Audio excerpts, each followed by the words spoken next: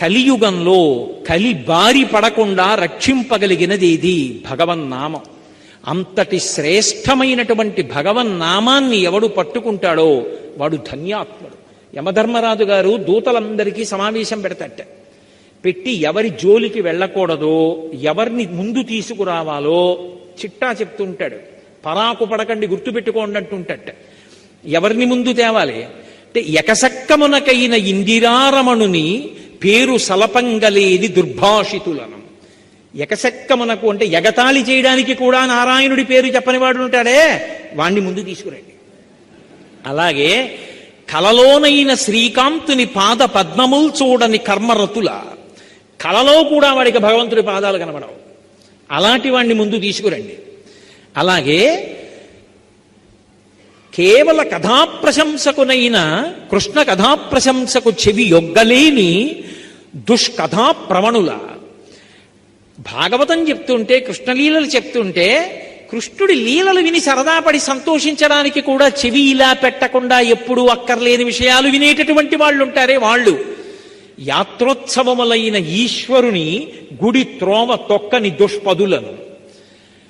యాత్రకెడతాడు, ఉత్సవానికి ఎడతాడు, నువ్వు వెళ్ళవే గుళ్ళోకి, నేను ఇక్కడ ఉంటానంటాడు. అలా యాత్రకి వెళ్ళడు, ఉత్సవానికి వెళ్ళడు, భగవంతుడి గుడి దారి కూడా తొక్కని వాడు ఉంటాడే వాణ్ణి. అసలు పరమ భాగవతుల పాద ధూళి సమస్త తీర్థసారమటంచు ఎరుగలేని వారి వారి వారి వారి వారి చేరిన వారి తొలుత కట్టి తెండు దూతలార. సమస్త బ్రహ్మాండములలోని తీర్థసారం ఎక్కడుంటుందంటే, పరమ భాగవతోత్తముడై భగవంతుణ్ణి నమ్ముకున్న వాడి పాదాల అడుగున ధూళిగా ఉంటుంది. అందుకే వాడి గడప దాటి ఇంట్లోకి వస్తుంటే భగవంతుడి సింహాసనంలోంచి తలెత్తి చూస్తాట. ఎన్నాళ్ళకి రావాణ్ణి తీసుకొచ్చావు ఇంటికి, వాడు గుక్కెడు నీళ్లు తాగాడు రా మన ఇంట్లో, ధన్యుడి అంటాట. అందుకే ఊరక రారు మహాత్ములు వా రథముల ఇండ్ల కడకు వచ్చుటెలెల్లన్ కారణము మంగళములకు, మీరొచ్చుట శుభము మాకు నిజము మహాత్మా అంటాడు గర్గుడు. ఏ కోరిక లేకుండా భగవంతుణ్ణి నమ్ముకుని తిరిగేటటువంటి పరమభాగవతోత్తములైనటువంటి వారు వేరొకరి ఇంటికి వెళ్ళారు అంటే వాళ్ళకి ఏదో పెద్ద మంగళం చెయ్యాలని భగవంతుడు అనుకుంటే తప్ప అసలు అటువంటి వారిని ఇంటికి ఎందుకు పంపిస్తాడు? అందుకే భాగవతోత్తములు ఇంటికి రావడం అంటే అది సర్వమంగళములకు కారణమవుతుంది. కాబట్టి అటువంటి మహాభక్తుల యొక్క పాద ధూళియందు సమస్త తీర్థ సారముంటుందని తెలుసుకోలేనటువంటి వాడెవరున్నాడో వాడి తోడి వారి, అలా ఆయన చుట్టూ ఉన్నవాళ్ళు, వాళ్ళ చుట్టూ ఉన్న వాళ్లతో ఉన్నవాళ్ళు ఎవరున్నారో క్షణం ఆక్కండి. తొలుత కట్టి తిండు దూతలారా, తొందరగా తీసుకొచ్చేయండి. కమలనయను మీది భక్తియోగమెల్ల ముక్తియోగమనతంచు మొదలరింగు. అటువంటి వారి జోలికి వారి వారి వారి వారి వారి కూడిన వారి త్రోవపోవలదు దూతలారా. ఎప్పుడూ భగవన్నామని చెప్తుంటారే, భగవంతుడున్నాడని నమ్ముకు తిరుగుతుంటారే, భగవంతుని యందు భక్తి కలిగిన వారు ఉంటారే, వాడి జోలికి వెళ్ళకండి. వాడితో ఉన్న వాళ్ళ జోలికి కూడా వెళ్ళకండి. మీకు అవకాశం ఉంటే వాడి పాదానికి ఉన్నటువంటి ధూళి కాస్త ఏదైనా ఆకులో పట్టుకుని తీసుకురండి, నా కిరీటం మీద జల్లుకుని మీకు జల్లుతానంట యమధర్మరాజు. భగవన్నామం చెప్పడం అనేటటువంటిది అంత గొప్పది అని భాగవతంలో వ్యాసుల వారు పోతన గారు నిర్ధారించారు. అటువంటి భగవన్నామం.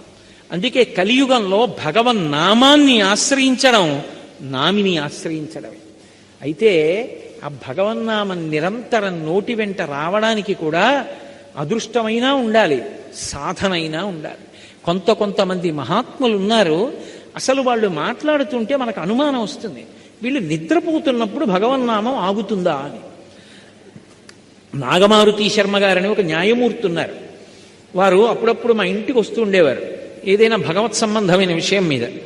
ఆయన మాట్లాడుతూ మధ్యలో రామనామం చెప్తారు. కోటేశ్వరారు రామ రామ రామ రామ రామ, మిమ్మల్ని చూడాలని రామ రామ రామ రామ రామ నోట్లో అంటారు. ఎప్పుడు మాటకి మధ్యలో రామ రామ రామ రామ రామ రామ. మీరు ఎప్పుడైనా ఆయన ఎక్కడైనా కూర్చున్నప్పుడు చూడండి, ఎప్పుడు రామ రామ రామ రామ రామ రామ అంటూనే ఉంటారు. ఆయన వాళ్ళ అక్క చెల్లెళ్ళకు కూడా వచ్చింది అది. నేను ఆశ్చర్యపోతుంటాను ఆయన్ని చూస్తే. ఎప్పుడు నిరంతరం రామనామం నడుస్తుంది నాలుక మీద. ఎంతటి ధన్యాత్ముడు! ఆ భగవన్నామం నోటి మీదకి రావడం అలవాటు చేసుకున్నవాడెవరో కనీసం అప్పుడప్పుడు భగవన్నామం చెప్పడం అలవాటు చేసుకున్నవాడెవరో వాడు కలిపురుషుని చేత ఆవహింపబడడం. కలిపురుషుడు వాణ్ణి చెనకలేడు. మూడవది, కేవలం కలి నుండి మనని రక్షించడం కోసమే వచ్చినటువంటి వాడు శ్రీ వెంకటేశ్వరుడు. అందుకే కలౌ వెంకటనాయక. కలియుగంలో మనని రక్షించడం కోసం కొండ మీదున్నాడు తప్ప ఆయనకి సరదా పుట్టి కొండ మీద లేడు. మహానుభావుడు మాట్లాడుతుండేవాడు. ప్రతిరోజు తరిగొండ వెంగమాంబ గారి ఇంటికి వెళ్ళేవాడు. తరిగొండ వెంగమాంబ గారు భాగవతం చెప్తుంటే ఆయన వింటుండేవాడు. ఎవరిది భాగవతం? ఆయన కథే. వెంగమాంబ గారు భాగవతం రచన చేస్తూ భాగవతం చెప్తుంటే ఆయన ఉయ్యాల ఊగుతూ చెక్క ఉయ్యాలలో వింటుండేవాడు. ఒకరోజు తెల్లవారిపోయింది, గుళ్ళో గంటలు వినపడ్డాయి. అయ్య బాబోయ్, సుప్రభాతం వేళ అయిపోయిందని ఉయ్యాల్లోంచి దూకెళ్ళిపోతున్నాడు. మధ్యలో ఎక్కడికి పోతావు, ఆగని పంచి పట్టుకుంది ఆవిడ. ఆ పంచి చిరిగిపోయింది. స్వామివారు వెళ్ళిపోయారు. వెళ్ళిపోయి గబుక్కుని పద్మపీఠం మీద నించున్నారు. అర్చకులు వచ్చి తలుపులు తీశారు. పంచి చిరిగిపోయింది. దొంగలు వచ్చారా అంటే గుళ్ళో దొంగలు వచ్చిన అవకాశం లేదు. మరి పంచి చిరిగిపోయింది, ముక్కెక్కడుంది? ఆయన దగ్గర అంత స్వాతంత్రం తరిగొండ వెంగమాంబ గారికి తప్ప ఎవరికి ఉందని ఆవిడ దగ్గరికి వెళ్ళారు. మనకి చిన్న రవికిల బట్ట శేషవస్త్రం ఇస్తే నెత్తి మీద పెట్టుకుని బీరువాలో పెట్టుకుని ఆ జన్మాంతం దాచుకుంటాం. ఆవిడ దగ్గరికి వెళ్ళి స్వామివారి పంచముక్క మీ ఇంట్లో ఉందా అని అడిగారు. ఆవిడంది చాలా సాధారణంగా, పొద్దున్న భాగవతం మధ్యలో గుళ్ళో గంటలు మోగుతున్నాయని లేచి పరిగెత్తాడు. పట్టుకుంటే పంచి చిరిగిపోయింది. అదిగో పూజా మందిరంలో పీట మీద ఇట్టాను, పట్టుకుపోండి. అంతటి మహాభక్తురాలు. ఆ తరిగొండ వెంగమాంబ గారు చెప్తూ ఉంటే వినేవాడు వెంకటేశ్వరుడు. ఆయనే అక్కడక్కడ అలా కాదు వెంగమాంబ ఇలా అంటే ఆవిడ రాస్తూ ఉండేది. ఇప్పటికీ తరిగొండ వెంగమాంబ గారు రాసినటువంటి వెంకటాచల మహాత్మ్యం అన్న గ్రంథానికి ఎంత ప్రశస్తి ఉందంటే, అది తెచ్చి ఇంట్లో పెట్టి పువ్వులేసి నమస్కారం చేస్తే చాలు పెళ్ళవని ఆడపిల్లలకు పెళ్ళిళ్ళు అవుతాయి. వ్రాతపతులు రాసేవారు వేల వేల ప్రతులు. అంత శక్తివంతం వెంకటాచల మహాత్మ్యం.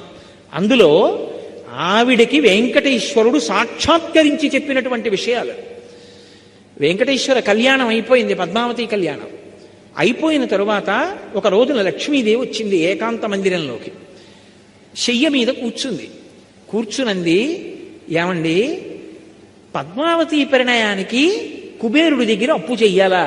నేను లేను లక్ష్మిని, నన్ను అడిగితే నేను ఇవ్వను, నన్ను దూరం చేసి కుబేరుడి దగ్గర అప్పు ఎందుకు వచ్చుకున్నారండి అంటే ఆయన అన్నాడు, అంత మాట అనకు లక్ష్మి, నేను కావాలని నిన్ను దూరం పెట్టి కుబేరుడి దగ్గర అప్పు పుచ్చుకోలేదు. ఆ అప్పు పుచ్చుకోవడానికి ఒక కారణం ఉందన్నాడు. ఆవిడంది, పోన్లేండి, పుచ్చుకుంటే పుచ్చుకున్నారు, ద్రవ్యమే కదా కావాలి, ఎంత పుచ్చుకున్నారో చెప్పండి, ఇచ్చేద్దాం. మళ్ళీ ఇద్దరం కలిసి శ్రీవైకుంఠానికి వెళ్ళిపోదాం. శ్రీవైకుంఠ విరక్తాయ స్వామి పుష్కరిణీ తటే రమయా రమమాణాయ వెంకటేశాయ మంగళం అని కదా మనం మంగళాశాసనాల్లో చదువుతారు. ఆయన అన్నాడు, కాదు, అసలు విషయం నేను ఎందుకున్నానో తెలుసా? ఈ కొండ మీద నకృతం దైవసంఘైశ్చ నకృతం విశ్వకర్మణ స్వేచ్ఛయా క్రీడతే తత్ర ఇచ్ఛారూపం విరాజిత. వ్యాస భగవానుడు చెప్పాడు, దేవతలు చెక్కలేదు, విశ్వకర్మ చెక్కలేదు, ఎవరూ ప్రతిష్ఠించలేదు, స్వామి తనంత తానుగా పద్మపీఠం మీద నించున్నాడు. అలా అది శిలామూర్తి కాదు, సాక్షాత్ భగవానుడు. అందుకే విద్యుద్ఘాతమని పిలిచింది శాస్త్రం. ఇలా చూస్తే చాలు లాగేస్తాడు మనసుని. మీరు ఏ అలంకారం చేయండి నప్పుతుంది. అందుకే అటువంటి మూర్తి. ఆయన అన్నాడు లక్ష్మీదేవితో, ఇక్కడే నేను ఉండాలి లక్ష్మి, నేను రాను. ఎందుకు రానో తెలుసా? వైకుంఠానికి ఒక కారణం ఉంది. కలియుగంబున ప్రజలు పాపకర్మంబులాచరించి తత్పాపకర్మ ప్రభావంబున రోగాది దుఃఖములు కలుగగా తాళలేక మొరలు పెట్టి నన్ను పిలువ వారిని బ్రోవకుండగా విడుచుట నాకు పాడి కాదు. కావున వారి ధనము దుష్కర్మములపైకి ఆవాహనంబు చేసి వారి ఆపదలు తీర్చి ఈ కొండపైకి రప్పించి నిస్పృహుండనగుచు అజ్ఞులైన జనులకి ధనము నిప్పింతు నచలమతిని. వచ్చే ఇది కలియుగం లక్ష్మి. కలియుగంలో కలిపురుషుడి యొక్క ప్రభావం చేత విశేషమైనటువంటి పాపకర్మలు ఆచరిస్తారు. ఇది మహాపాపం, ఇది చేయకూడదని తెలుసు, ఇది చేస్తే పాపం వస్తుందని తెలుసు, దాని చేత భగవంతుడి యొక్క కృపకి దూరం అవుతామని తెలుసు, తెలిసి కూడా చేస్తారు. ఆ చేసిన కారణం చేత ఏమవుతుందో తెలుసా? పాపము రోగరూపాన్ని పొందుతుంది. రోగరూపాన్ని పొందితే ఇంతమంది మధ్య ఉన్నవాడు ఈ డబ్బెందుకు పనికొస్తుందంటే ఒక్కడు ఇంటెన్సివ్ కేర్ యూనిట్లో పడుకుంటాడు. ఒంటి నిండా గొట్టాలు ఎడతారు. ఆ పడుకున్నప్పుడు నేను జ్ఞాపకానికి వస్తాను. ఆపద మొక్కులవాడ అనాథరక్షక గోవిందా గోవిందా అంటాడు. అప్పుడు అంటే ఆపద తీమని దాని అర్థం. అప్పుడు అంటాడు, నీకు హుండీలోకి తెచ్చి అది వేస్తాను ఇది వేస్తానంటాడు. నేను తప్ప ఎవడు రక్షిస్తాడు వాణ్ణి? ఒక పక్క కలిపురుషుడి ప్రభావం, చెయ్యొద్దు అని తెలిసినా పాపకర్మలు చేస్తాడు. అప్పుడు నేను కూడా రక్షించడానికి ఇక్కడ లేకపోతే ఎవరికి చెప్పుకుంటాడు? నేనేం చేస్తానో తెలుసా? వాడు పాపం చేసి సంపాదించిన ధనాన్ని వాడి యొక్క పాపానికి సమానంగా ముడుపు కట్టిస్తాను. కొండ మీదకి రప్పిస్తాను. వాడే పట్టుకొస్తాడు ఆ డబ్బు, హుండీలో వేస్తాడు. తత్ పాపరూపమైనట్టి ధనము, ఆ పాపరూపమైన ధనం పట్ల నిస్పృహుండనగొచ్చు. నిజానికి నేను సంతోషించను లక్ష్మి. హుండీలో 3,70,00,000 వచ్చిందంటే మురిసిపోను. అయ్యో ఇంత రప్పించవలసి వచ్చిందంటే ఎన్ని పాపాలు చేస్తే వచ్చిందో అని బాధపడతాను. కాబట్టి నిస్పృహుండనగొచ్చు. నిస్పృహతో అజ్ఞజనులకు ఇప్పింతు నచలమతిని. నేనేమీ బాధపడకుండా అన్నవాడిని మాత్రం రక్షిస్తూ ఉంటాను లక్ష్మి. మనసు మార్చుకుంటాడేమోనని తలనీలాల రూపంలో పాపం పుచ్చుకుంటూ ఉంటాను. పుచ్చుకుని ఇప్పటికైనా మారి భక్తితో బతకరా అంటూ ఉంటాను. ఆ డబ్బు పేదవాళ్ళకి అన్నం తినడానికి రకరకాల కార్యక్రమాలకి పంపించేస్తూ ఉంటాను.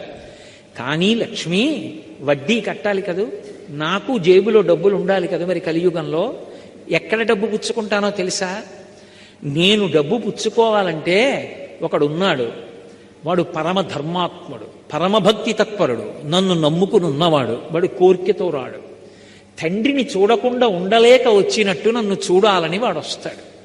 నాతో వెంకటాచలంలో ఒకానొకప్పుడు ఒక వృద్ధ అర్చకుడు చెప్పాడు, ఒక్కొక్క రోజు వెంకటేశ్వర స్వామి వారి ముఖంలో గొప్ప సంతోషం కనపడుతుందండి మాకు. అలా కనపడింది అంటే మేము మరునాడు వస్తున్న వాళ్ళని చూస్తాం, ఎవరో ఒక పరమభక్తుడు వస్తాడు గుడికి అని చెప్పారు. అలాంటి వాడు ఒకడు వస్తాడు లక్ష్మి. వాడు హుండీలో డబ్బులు వేయడానికి ఇలా చేయి పెడతాడు. వాడేం పెద్ద పెద్ద కట్టలు వేయడు. వాడు ఒక పావలా కాసో 2 రూపాయలో వదులుతాడు. వాడు వేస్తున్న డబ్బు కోసమని నేను హుండీలో ఇలా చెయ్యి పెడతాను. అది మిగిలిన డబ్బులో పడదు, నా చేతిలో పడుతుంది. అది తీసి ధనదుకు వడ్డీకి ఇచ్చి కుబేరుడి వడ్డీ దాంతో కడతాను. కొంత నేను డబ్బు ఉంచుకుంటాను. నీకో చమత్కారం చెప్పనా? ఇంతమందికి ఇచ్చేవాణ్ణి పరమభక్తుల డబ్బులతో జీవనం గడుపుతూ ఉంటాను. వింతలేల చెయ్యుచుండెదను కొండ మీద. ఆశ్చర్యకరమైన పనులు ఇలాంటివి చేస్తూ ఉంటాను. కలియుగంలో కలిపురుషుడి బారిన పడిన వాళ్ళని రక్షించడానికే కొండ మీద ఉన్నాను లక్ష్మి. లేకపోతే ఎప్పుడో వైకుంఠానికి వచ్చేద్దను. కలియుగంలో పాపము పెరిగిపోయి కలిప్రభావం ఎక్కువైపోతుంటే నేను కూడా లేకపోతే రక్షించేవాడెవరు? అందుకని ఉన్నాను. అందుకే గోవిందనామముల్ గొంతెత్తి పాడుచు కొండెక్కు భక్తుల గుంపులొకట, స్వామిని దర్శించి సంతోషమాగక పరవశులకు పుణ్య పురుషులొకట, స్వామి ప్రసాదంబు కన్నుల కద్దుకొని ఆస్వాదించి పరవశించు భక్తుల గుంపులొకట, తలతీసి ఇత్తుమా ఎలవేలు పంచును తల వెంట్రుకలరిచ్చు ధన్యులొకట, ఏది అయ్యడ చూసిన స్వామి మాటే సకల హృదయాల ఉండెడి స్వామి ఒకడే, ఎవడి తలపులు చూసిన స్వామి ఒకడే, స్వామి నటించుచుండు ఈ శైలమందు. కొంతమంది వెంట్రుకలు ఇస్తామని ఎక్కుతుంటారు. గోవిందా గోవిందా, ఏడుకొండలవాడ వెంకటరమణ గోవిందా. భుజాల మీద చంటి పిల్లలు, తల మీద పెట్టే అక్కడ ఉన్నటువంటి మంటపాల్లో పడుకుంటారు. జిర్రన చలిగాలి, ఒక్కడికి పడిశం పట్టదు, దగ్గు రాదు, జ్వరం రాదు. పుష్కరిణిలో స్నానం చేసి చందనం గుండుకి దాయించుకుని దర్శనం చేసి వచ్చిన ఒక్క లడ్డూ పట్టుకుని మూట కట్టుకుని ట్రంకు పెట్టులో పెట్టుకుని ప్యాసింజర్ ఎక్కి 18 గంటలు ప్రయాణం చేసి వాడి ఊరెళ్ళి పూజ చేసి నేను తింటాననకుండా అందులో ఇన్ని అటుకులు శనగపప్పు తెచ్చి కలిపి ఊరంతా ప్రసాదం పంచిపెట్టి తన ఇంత నోట్లో వేసుకుని మురిసిపోయేవాడు ఒకడు ఉన్నాడు లక్ష్మి. వాడి కోసం తిరుగుతూ ఉంటాను, ఆ భక్తుడి కోసం తిరుగుతూ ఉంటాను. నిజంగా వాడు ఉన్నాడు కొండ మీద. నేను సభాముఖంగా చెప్పడం ఏం బాగుంటుంది, కానీ పరమసత్యం చెప్తున్నాను మీతో. వాడు ఉన్నాడు, వాడు ఎదురు చూస్తూ ఉంటాడు. వాడు పలుకుతాడు. ఎక్కడి నుంచి మీరు పిలవండి వాడు పలుకుతాడు. మహానుభావుడు. అందుకే పద్మాసనస్థయౌ పద్మావతీదేవి నిజవక్షమందున నిలుపుకొనుచు తన చరణములే గతి అని దక్షిణకరము పాదములు చూప తన పాదములు నమ్మిన వారలకు ఈ భవాంబోధి కటిదగ్నమగునటంచు వామహస్తంబు ఆ నడుమును నుంచుకొని భక్తవరులకు సంకేతించుచుండ అలరు శేషాద్రి పర్వతము మీద అలరు ఆనంద నిలయమందు దివ్యమంగళ విగ్రహం డవ్యయుండు పరమ పావనుడు శ్రీవేంకటేశ్వరుడు వెట్క. మహానుభావుడు లక్ష్మీదేవిని వక్షస్థలంలో పెట్టుకుని నా పాదాలు నమ్ముకోండిరా, సంసారం మీకు నడుం వరకే వస్తుందని చెయ్యి ఇలా చూపిస్తుంటే ఒక చెయ్యి నడుం వరకు పెట్టుకుని ఇలా సంకేతిస్తూ అలరు ఆనంద నిలయమందునను నిలచి పరమ పావన శేష పర్వతము మీద దివ్యమంగళ విగ్రహుండవ్యయుండు శ్రీవేంకటేశ్వరుడు వెట్క. భక్తవరదుండు, భక్తులకి వరాలు ఇచ్చేటటువంటి ఆ వెంకటేశ్వరుడు కలిప్రభావం నుంచి మనని తప్పించడం కోసమని వచ్చి అక్కడ నించున్నాడు. అందుకే కలిపురుషుడికి విరుగుడేమిటో తెలుసా? స్మరణాత్ సర్వపాపఘ్నం. ఒక్కసారి వెంకటాచల పర్వతాన్ని తలుచుకుంటే చాలు, ఒక్కసారి ఆ వెంకటేశ్వర స్వామిని తలుచుకుంటే చాలు, ఒక్కసారి ఆనంద నిలయ విమానాన్ని తలుచుకుంటే చాలు, ఒక్కసారి ఆ క్షేత్రాన్ని మనసులో స్మరించాడనుకోండి, ఒక్కసారి ఆ స్వామివారి యొక్క దివ్యమంగళ విగ్రహం, ఆ తిరుమల క్షేత్రం ఇవన్నీ మనసులోకి వచ్చాయనుకోండి చాలు. ఆయనని స్మరించి ఆయన నామం చెప్పినంత మాత్రం చేత తరించిపోతాడు. ఏదో సాయంకాలం వేసవికాలం కష్టపడి ఇంటికి వచ్చాడు, కార్యాలయంలో పనిచేసి పడుకున్నాడు పడక్కుర్చీలో. ఏమండి అలా పడుకున్నారంది భార్య. అబ్బా వేడి ఎంత తాపం రోహిణీ కార్తీ, ఉండండి కాస్త పల్లరసం తెచ్చిస్తానంది. చల్లటి గాలి వస్తోంది దక్షిణం నుంచి. కళ్ళు మూసుకున్నాడు. 5:30 అయింది, సహస్రదీపాలంకార సేవ అవుతుంది స్వామికి వెంకటాచలంలో అని ఒక్కసారి స్మరించాడు. ఆ ఆనందనిలయ విమానం దగ్గరికి, ఆ వెంకటేశ్వర స్వామి వారి దేవాలయం యొక్క రాజద్వారం దగ్గరికి వెళ్ళేటప్పటికే ఉన్నటువంటి పెద్ద గడప, ఆ గడప కింద ఉన్నటువంటి ఇనప గొట్టం, గొట్టానికి ఉన్న కన్నాలు, కన్నాల్లోంచి తమకు తాముగా కారుతున్నటువంటి నీళ్లు, రాజద్వారానికి అటూ ఇటూ కట్టిన చిన్న అరటి చెట్లు, లోపల ఉన్నవాడు సమస్త ఐశ్వర్యానికి అధిపతి అని చెప్పేటటువంటి శంఖనిధి పద్మనిధి చిన్న చిన్న విగ్రహాలు చూశాడు. ఆ ఎర్ర తివాచీ మీదకెళ్ళి నిలబడితే ఆ గొట్టంలోంచి వచ్చినటువంటి కన్నాలలోని నీళ్లు కాళ్ల కింద కడిగేశాయి. పెద్ద గడప, దాని మీద ఉన్నటువంటి ఇత్తడి పళ్ళెన్ని చూశాడు. వంగి 2 చేతులతో ముట్టుకుని నమస్కారం చేసి ఇలా దాటాడు. ఇలా తలెత్తి పైకి చూస్తే కుడివైపు గోడ మీద అనంతాచార్యుల వారు విసినటువంటి గుణపం కనపడింది. ఆ గుణపం చూసి కొంచెం ముందుకెళ్ళి ఇలా ఎడం పక్కకి చూశాడు.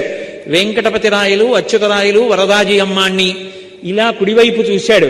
చిన్న టోపీ పెట్టుకుని తనుబతికుండగానే కృష్ణదేవరాయల వారు స్వామివారి ముందు నమస్కారం చేస్తూ తన 2 భార్యలు తిరుమలదేవి చిన్నాదేవితో నిలబడి ఉన్నటువంటి కృష్ణదేవరాయల వారిని చూశాడు. ఓహో ఎంతటి ధన్యాత్ముడు రా అనుకున్నాడు. 2 అడుగులు ముందుకెళ్ళాడు. ఎడం పక్కన తులాభారం. ఏ బిడ్డలు లేని తల్లికి బిడ్డలిచ్చాడో, ఏ ఒక్క బిడ్డ ఉన్న బిడ్డ కాపదొస్తే ఆపద మొక్కులవాడ అనాథరక్షక గోవిందా అంటే కాపాడాడో, ఏ తల్లిదండ్రులు అనారోగ్యంతో ప్రమాదంలో ఉంటే వాళ్ళని రక్షించాడో అక్కడికి తీసుకొచ్చి సమర్పిస్తున్నటువంటి ఆ తులాభారం, ఓ పక్కన పోస్తున్న పటికి బెల్లం, బెల్లపు దిమ్మలు, ఆ చిల్లర నాణేలతో ఉన్న బస్తాలు, ఇటు కూర్చున్నటువంటి భర్త, తల్లి, తండ్రి, బిడ్డడు, తులాభారం వంక చూసి ఇంకొక 2 అడుగులు ముందుకేసి ఇలా ఎడం పక్కకి చూస్తే రంగనాయకుల మంటపం, లోపల పెద్ద శేషవాహనం, అక్కడ చిన్న అరుగు, అందులో తెల్లటి బట్టలు కట్టుకుని మెళ్ళో ఐడెంటిటీ కార్డ్స్ వేసుకున్నటువంటి టీటీడీ అధికారులు, ఆ పక్కనే తిరుమల రాయ మంటపం, దాని మీద ఒక పెద్ద ఇత్తడి పళ్ళెం, దాని మీద నల్లటి అక్షరాలతోటి మాలిక్ కాఫూర్ దక్షిణ దేశం మీదకి దండయాత్రకు వచ్చినప్పుడు సమస్త దేవాలయాల్ని కొల్లగొడుతున్నప్పుడు శ్రీరంగనాయక స్వామి ఆలయానికి కూడా వెళ్ళి అక్కడ దోపిడీ జరుగుతున్న సమయంలో రంగనాథస్వామిని రక్షించడానికి ఈ ఉత్సవమూర్తుల్ని తీసుకొచ్చి ఈ మంటపంలో కొంతకాలం ఉంచిన కారణం చేత ఈ మంటపానికి రంగనాయకుల మంటపం అని పేరు వచ్చిందన్న బోర్డు, అవన్నీ చదివి కుడిపక్కకి చూశాడు. స్వామికి ఊంజల్ సేవ జరిగేటటువంటి మంటపం, అనేకమైన అద్దాలు బిగింపబడి ఉంటుంది, దానికి మెట్లు, ఆ మెట్ల మీద కూర్చున్నటువంటి అధికారులు, వాళ్ళేదో ఆ తర్వాత జరగబోయేటటువంటి ఉత్సవం గురించి చేస్తున్నటువంటి చర్చ. ఈలోగా అక్కడ దాకా వెళ్ళి చూశాడు. ఒక్క అడుగు ముందుకొచ్చి ఆ తిరుమల రాయి మంటపం, రంగనాయకుల మంటపం పక్క నుంచి నడుస్తూ దాని వెనక నుంచి అవతల వైపుకు వచ్చాడు. కళ్యాణ మంటపం, రెండు పక్కల గోడలకు పెట్టబడిన పెద్ద పెద్ద ఫ్యాన్లు, వేదిక, 2 సింహాసనాలు. ఓ, ఇక్కడే మా స్వామి కళ్యాణం జరుగుతుంది. దాని వెనకాతల ఉన్నటువంటి పెద్ద పొడుగైన అరుగు, ఇక్కడే కళ్యాణం దంపతులతో వచ్చినటువంటి వాళ్ళు కొంతమంది కూర్చుంటూ ఉంటారు. ఇవ్వవలసినటువంటి వస్త్రాలు ప్రసాదాలు తెచ్చి ఇక్కడే పెడతారు అని ఓసారి ఆ మంటపం వంక చూసి నమస్కరించి మళ్ళీ కుడి పక్కకి తిరిగాడు. ఎర్రటి పెద్ద గ్యాస్ గొట్టం ఒకటి ఎడం పక్కన వెళ్ళిపోతోంది. గోడ, దానికి యువతల వైపు ఇత్తడి కచ్చడం, పెద్ద తెడిక లాంటిది. చిన్నపిల్లలు తెలియక దాని బుడిపిల్లు ఇలా గిరగిరగిరగిర తిప్పుతున్నారు. ఆ గోడకి ఉన్న రాళ్ల మధ్యలో ఉన్నటువంటి ఎడుల్లో కొంతమంది అమాయకంగా వాళ్ళ కార్యాలయాలు, వాళ్ళ వ్యాపార సంస్థల విజిటింగ్ కార్డ్స్ దోపుతున్నారు.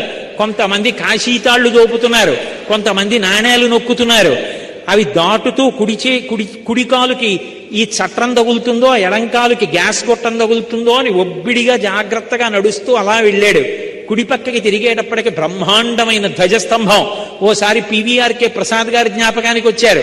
దానికి కట్టినటువంటి దర్భలు, ఆ దర్భలతో ఉన్నటువంటి ఆ ధ్వజస్తంభాన్ని దాటి ఒక్కసారి ఆ బలిహరణ మంటపం చూసి అక్కడ నమస్కారం పెట్టి ఎడం పక్కకి తిరిగి మెట్టు దాటి పెద్ద గడప దాటాడు. గోడ పక్కన ఎడం వైపు చిన్న కిటికీలా ఉండి అందులో ఈ మధ్యనే బయటపడినటువంటి విగ్రహాలు గాజు పీటికలో పెట్టబడి ఉన్నాయి. దాటి కొంచెం ముందుకెళ్ళాడు. దేవాలయానికి విమానానికి మధ్యలో చిన్న ఖాళీ. తెల్లవారుజామునేమో ఇలా తలపైకెత్తి చూస్తే ఇంకా సూర్యోదయం ఇవ్వలేదు, పైన చీకటిగా ఆకాశం. స్వామివారి విమానపు పచ్చటి కాంతి కొడుతోంది పైకి.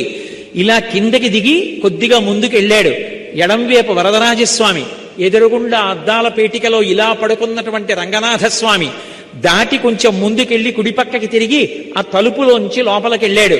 వేలాడుతున్నటువంటి తెల్లటి పెద్ద దీపాల గుత్తులు, స్తంభాల మీద దశావతారాలు. అక్కడ స్వామివారి దేవాలయానికి అటూ ఇటూ ఉన్నటువంటి ద్వారపాలికలు, వాళ్ళ చేతులలో ఇలా పట్టుకున్నటువంటి దీపాలు. ఇలా వెనక్కి తిరిగి చూసేటప్పటికీ ఇలా రెక్కలు విప్పుతున్నటువంటి గరుడాళ్వార్. కొద్దిగా వెనక్కి చూస్తే రాజా తోడరమల్, మాతా మోహనాంగి, పితాబి.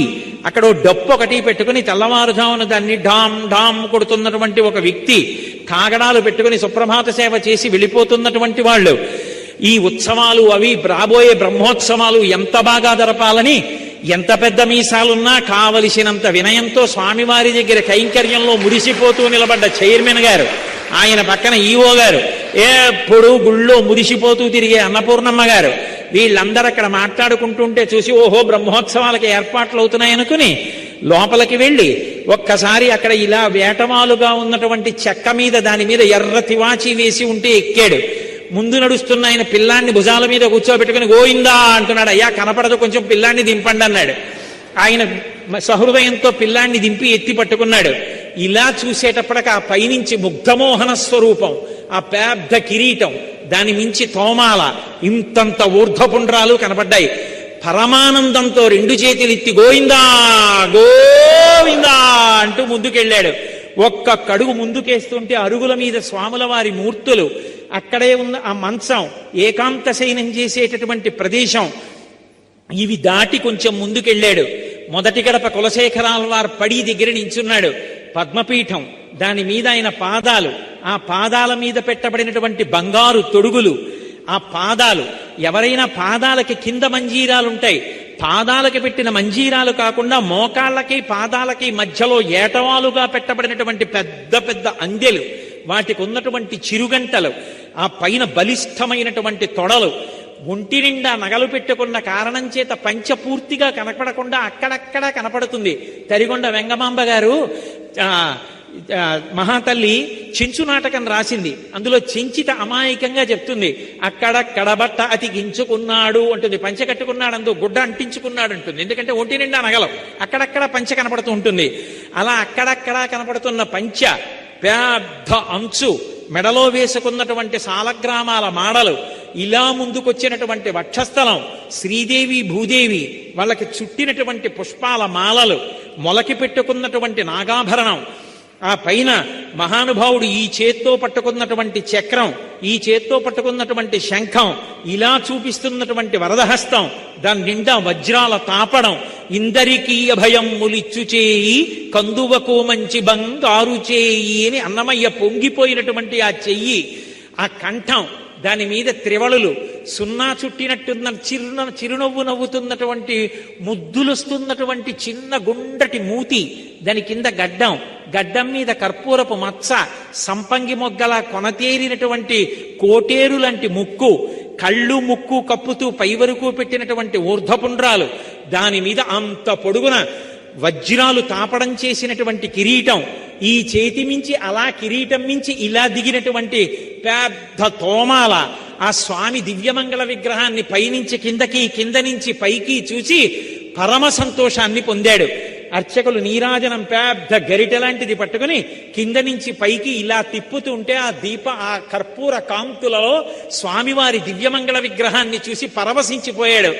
ఆనందపడిపోయి ఆ మూర్తిని చూసి అక్కడి నుంచి బయలుదేరి, జీవితంలో ఎప్పుడూ ఇలా నడిచేవాడు వెనక్కి తిరిగి రావడం అలవాటైన వాళ్ళ ఇలాగే చూస్తూ కళ్ళప్పగించి గోవిందా గోవిందా అంటుంటే, అయ్యా వెనక చాలా మంది ఉన్నారు, నడవండి నడవండి అంటుంటే అక్కడ దాకా వచ్చి వెళ్ళిపోలేక మళ్ళీ ఇలా ఓసారి తొంగి చూసి రాజద్వారం దగ్గర నమస్కారం పెట్టి ఇలా ముందుకెడితే కుడి చేతి పక్కన ఘంటామంటపం, అందులో గంటలు, ఆ గంటలు వాయించడానికి ఘంటాపాణి దాటి ముందుకెళ్ళి ఇలా కుడి చేతి వైపు చూస్తే ఉత్తర ద్వారం మీద పడుకున్నటువంటి శేషశైనమూర్తి, నాభికమలంలోంచి బ్రహ్మగారు, అది దాటి ముందుకెడితే కుడి పక్కన బంగారు బావి, అది దాటి మెట్లెక్కి ఎడం పక్కకి వెళ్ళేటప్పటికి మహాతల్లి వెంకటేశ్వర స్వామి వారి తల్లిగారు, అమ్మా రాత్రి వెంకటేశ్వరుడు నీకు కాళ్ళు పట్టడానికి వచ్చినప్పుడు కాకినాడ నుంచి కోటేశ్వరరావు వచ్చి వెళ్ళాడని చెప్పమ్మా అని నేనంటే, ఓరి పిచ్చివాడా నేను చెప్పడం ఏమిట్రా, నిన్నటి నుంచి వాడు చెప్తున్నాడు కోటేశ్వరరావు వస్తాడంటున్నాడు రా, ఇదిగో అప్పం పట్టుకెళ్ళాను, అమ్మవారు అప్పం ఇస్తే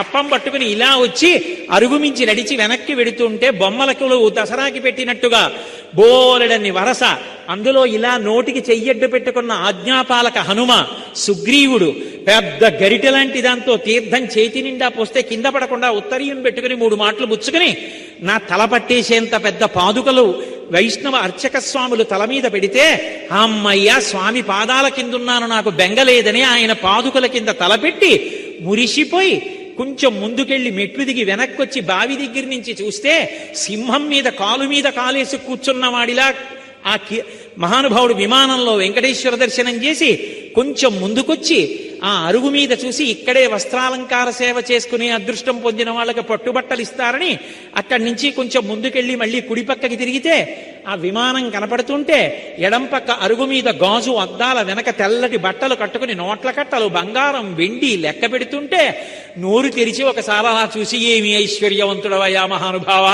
అని మనసులో అనుకుని, ఇచ్చట కర్పూరము వెలిగించరాదు, కొబ్బరికాయలు కొట్టరాదు అని బలహరణ మంటపం కింద వెనకాల గోడ మీద బోర్డు చూసి తెలియకి ఇక్కడ కర్పూరం వెలిగిస్తారలా ఉందనుకుని కొంచెం ముందుకెళ్ళి ఇలా తలెత్తి చూస్తే ఎదురుగుండా వెంకటేశ్వర స్వామి వారి యొక్క కథావృత్తాంతం అంతా బొమ్మలుగా చెక్కబడి గోడ మీద ఉంటే మన కంటెదురుగుండా ఉన్నది ఆ చెలికెత్తెలందరూ పద్మావతీదేవి చెలికెత్తెలు వెంకటేశ్వరుణ్ణి రాళ్లు పెట్టి కొడుతున్నప్పుడు గుర్రం మించి దిగుతున్న సన్నివేశం ఎదురుగుండా కనపడితే అక్కడ దాకా వెళ్ళి విమాన వెంకటేశ్వర దర్శనానికి ఈ మధ్య వెడల్పుగా కట్టిన మెట్లెక్కి విమాన వెంకటేశ్వరుడి వెంక చూస్తూ ఇలా కుడిపక్కకి తిరిగితే స్వామివారికి కావలసిన చందనం తీసే దొంగలు, చందనం తీసేవాళ్ళు వెనక వెంకటేశ్వరుడి మూర్తి గోడలో కనపడితే ఇలా తలపైకెత్తి చూస్తే లోపల ఉన్న మూర్తి విమానంలో ఉండి పక్కన తోక తలకి తగిలేటట్టు వెంకటేశ్వరుడు, ఆయనకి కుడి పక్కన చేతులెత్తి ఆడుకుంటున్న చిన్ని కృష్ణుడు, ఆ పక్కన రెక్కలు విప్పుకున్న గరుడాళ్వారిని చూసి 2 చేతులెచ్చి స్వామికి నమస్కరించి విమాన వెంకటేశ్వర తొందరగా